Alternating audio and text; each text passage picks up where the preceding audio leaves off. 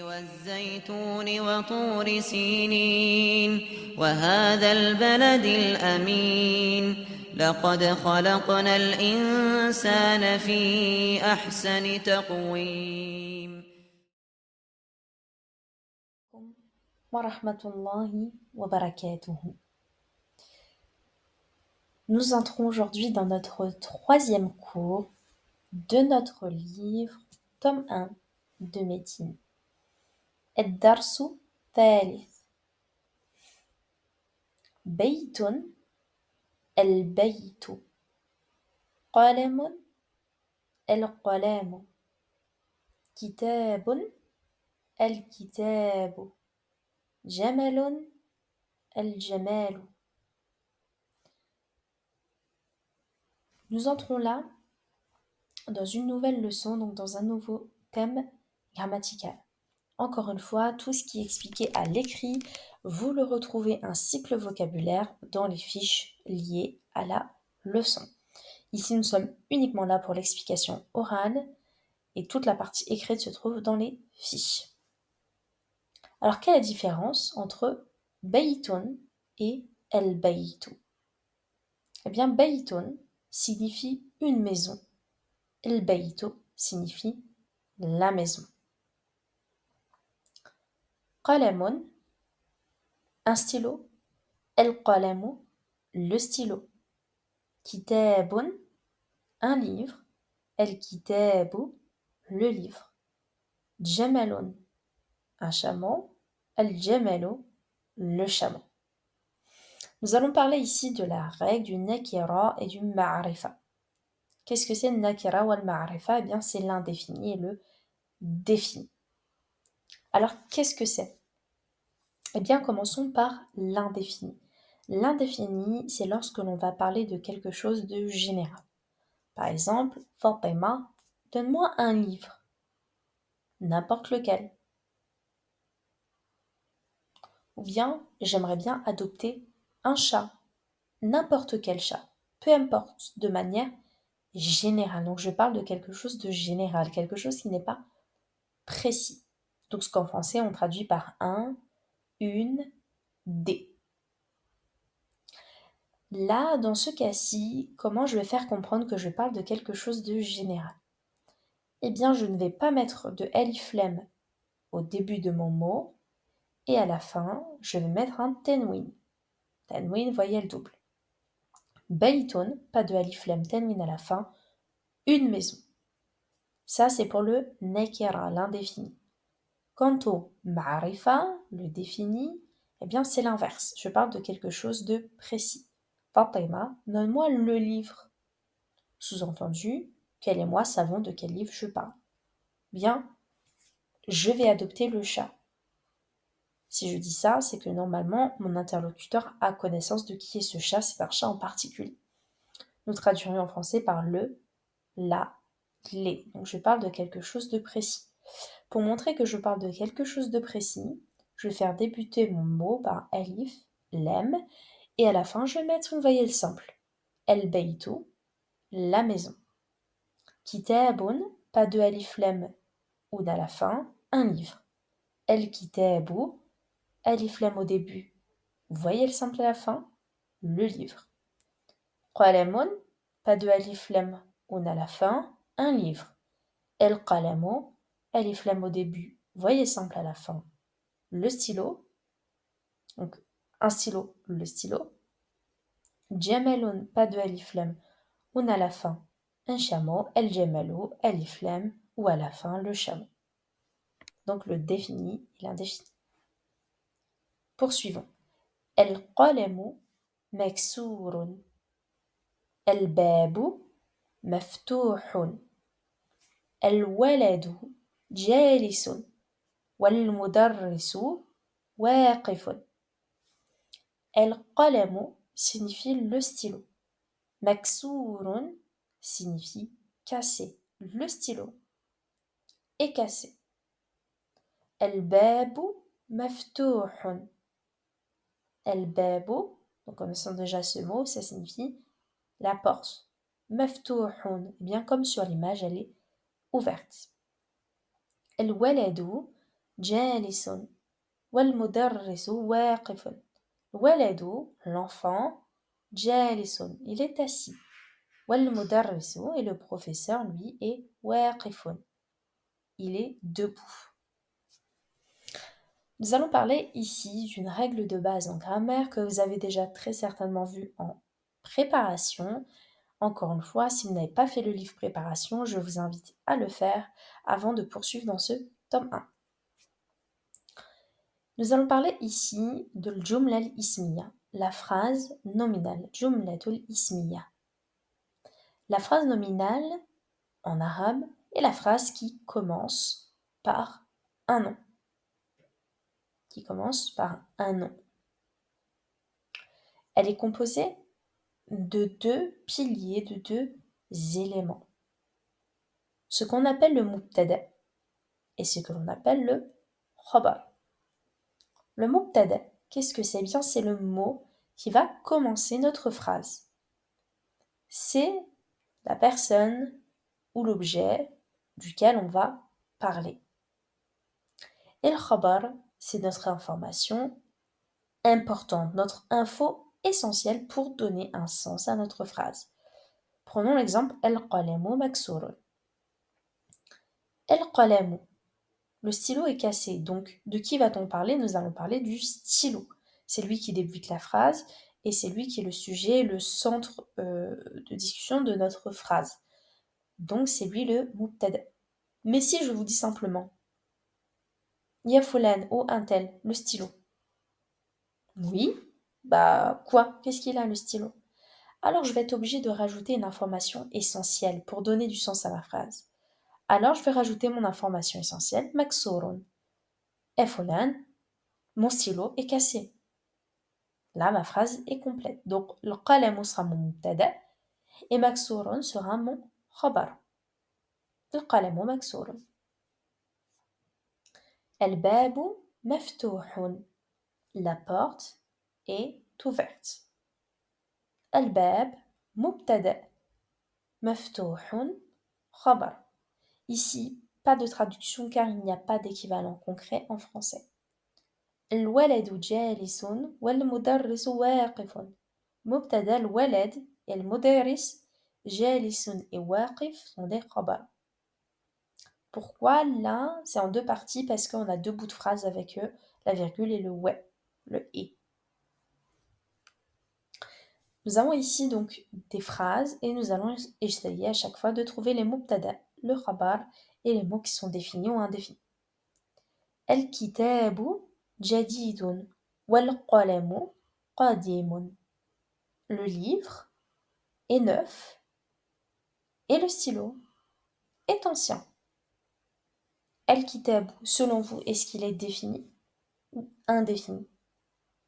Eh bien, le kitab, il est défini parce qu'il commence par un alif lam et se termine par une voyelle simple. Al-kitabu mubtada, c'est celui dont on va parler. Et le khabar, l'info essentielle, il est quoi? Le livre est neuf, donc jadid, khabar.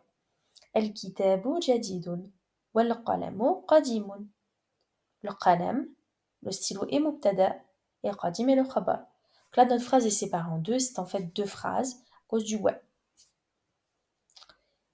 Al-himaru saghirun, wal hisanu kabirun. L'âne est petit et le cheval est grand. Al-kursiyu maksurun.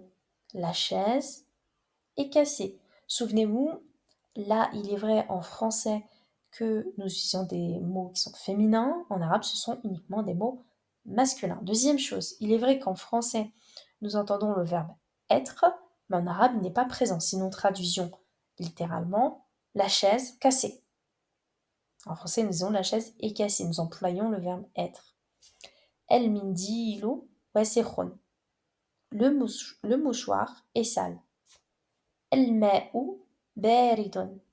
L'eau est froide. El-qamaru jamilun. La lune est belle.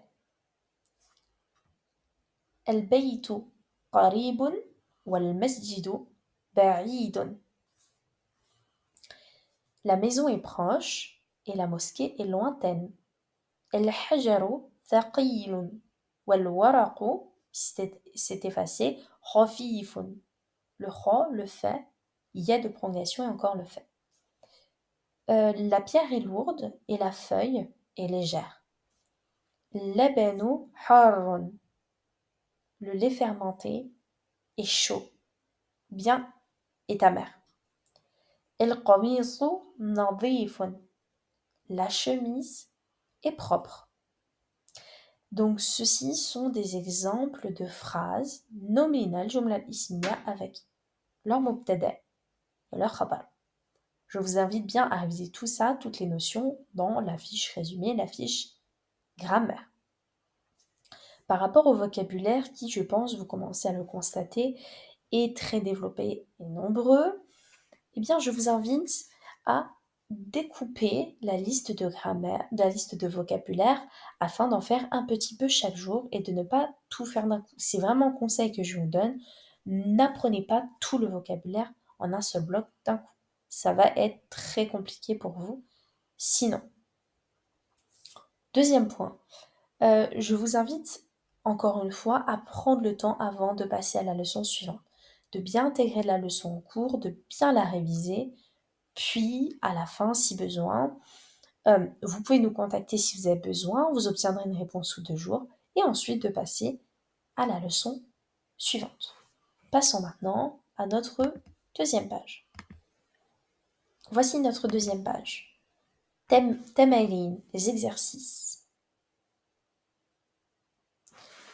Premier exercice. اقرأ واكتب مع ضبط وآخر الكلمات. Lis et écris donc en terminant. Est-ce que le mot va se terminer par ou bien un? Donc là, nous faisons référence au défini et à l'indéfini. Pour rappel, lorsqu'un mot est indéfini, je parle de quelque chose de général. Il n'a pas l'iflemme, à la fin, voyelle double, tenwi. Si je parle de quelque chose de précis, le mot est donc défini, ma'arif, je mets l'iflemme et donc ou à la fin. Donc vous devez l'écrire chez vous, le faire à l'écrit. C'est un exercice écrit. Nous allons le faire ensemble. Je vous invite à mettre sur pause, à essayer de faire l'exercice, puis de remettre play et voir est-ce que vous avez bon ou non. Masjidun, el masjidu. Donc masjidun, une mosquée. El masjidu, la mosquée. El ma'u, ma'un. El baytu, babun. قلم. القلم. الكلب. كلب. قميص. ولد. الحجار. الولد. حمار. الحمار. الحصان. حصان. Est-ce que c'est ce que vous aviez trouvé? Si vous avez eu faux à plus de 2 mots, je vous invite à reprendre depuis le début la leçon. Deuxième exercice. Iqra waktub. Lis et écris. Donc vous allez devoir réécrire ces phrases en mettant les bonnes harakat, fatha, kasra, dhamma, shadda, etc. Nous allons lire ensemble. Pareil, je vous invite à mettre pause, à essayer de lire et remettre play pour comparer ce que moi je vous lis à ce que vous avez trouvé. المكتب مكسور. المدرس جديد. القمص وسيخ. اللبن بارد. المسجد مفتوح. الحجر كبير. اللبن بارد والماء حار. الإمام جالس والمدرس واقف. القمر بعيد. المنديل نظيف. Je vous le refais plus lentement. Petit 1. المكتب مكسور. Petit 2. المدرس جديد. Petit 3, القميص واسخ. Petit 4, اللبن بارد. Petit 5, المسجد مفتوح. Petit 6, الحجر كبير. Petit 7, اللبن بارد والماء حار. Petit 8, الإمام جالس والمدرس واقف. Petit 9, القمر بعيد. Et enfin, petit 10, المنديل ناظف. Nous passons maintenant au troisième exercice. Vous allez devoir prendre donc les khabar que nous avons ici en proposition. Jamil, beau, wasir, sale, maftouh, ouvert, harun, chaud, thaqilun, lourd et khafifun, léger. Vous allez devoir ajouter ces khabar au mubtada que nous avons. Le premier, nous avons le hajar, donc qui est la pierre. Ce qui va correspondre ici, eh bien, c'est thaqilun, la pierre, est lourde. Al-hajaru thaqilun. Le petit 2, al-babu, la porte. Eh bien, ce qui pourrait correspondre, c'est maftuhun. Al-babu maftuhun. La porte est ouverte. En petit 3, al-qamaru, la lune. Al-qamaru jamilun, la lune est belle. Al-waraqu, la feuille. Khafifun, la feuille est légère. Al-waraqu khafifun. En 5, al-mindilu wasikhun. Mindilu, le mouchoir. Wasikhun, sale, le mouchoir est sale. Et enfin, en 6, nous avons laban. Il nous en reste un, labanu harun. Le petit lait, le lait fermenté est chaud ou bien est amer. Nous passons tout de suite à notre troisième page. Voici donc notre troisième et dernière page de cette leçon. Nous avons donc ici des khabar et nous allons avoir besoin cette fois-ci de trouver les mubtada. Nous avons en premier nadifun. Alors je vous invite à mettre pause, à essayer de trouver par vous-même, à même le faire à l'écrit, pourquoi pas, et de remettre play pour comparer. Nadif, propre, pourquoi pas, la chemise est propre. El-qamisu nadifun.